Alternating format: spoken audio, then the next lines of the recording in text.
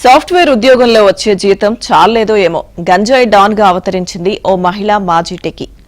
అనకాపల్లి జిల్లా నాత్వరం పోలీసులు అరెస్ట్ చేసిన గంజాయి గ్యాంగ్ 8 మందిలో ఆమె కూడా ఉంది. నర్సీపట్నం రూరల్ నాత్వరం పోలీసులు శృంగవరం సమీపంలో వాహనాల తనిఖీల్లో భాగంగా ఒక కారును సోదా చేయగా 74 కిలోల గంజాయి లభించింది. అందులో ఉన్న నలుగురితో పాటు కారు ముందు వెనుక ద్విచక్ర వాహనాలపై వస్తున్న నలుగురిని పట్టుకుని విచారించి వారిని కూడా అరెస్ట్ చేశారు.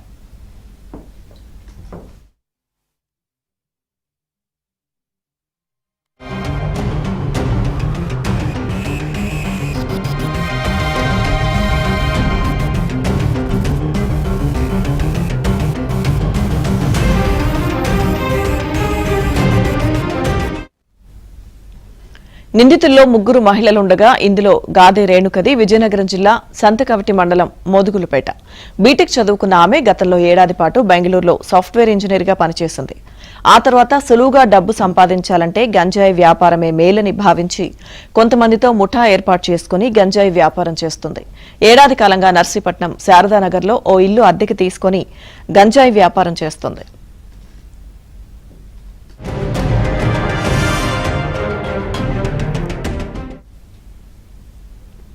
శృంగవరం దగ్గర వెహికల్ చెకింగ్ చేస్తున్నాడు. ఒక వెహికల్ కార్ ఒకటి వస్తుంది, దాని పైలటింగ్ కూడా వస్తుంది. మీరు వెహికల్ చెక్ చేయండి అని చెప్పేసి ఎస్పీ గారు ఇచ్చిన ఇన్స్ట్రక్షన్స్ మేరకు వెహికల్ చెకింగ్ నిర్వహిస్తున్నారు.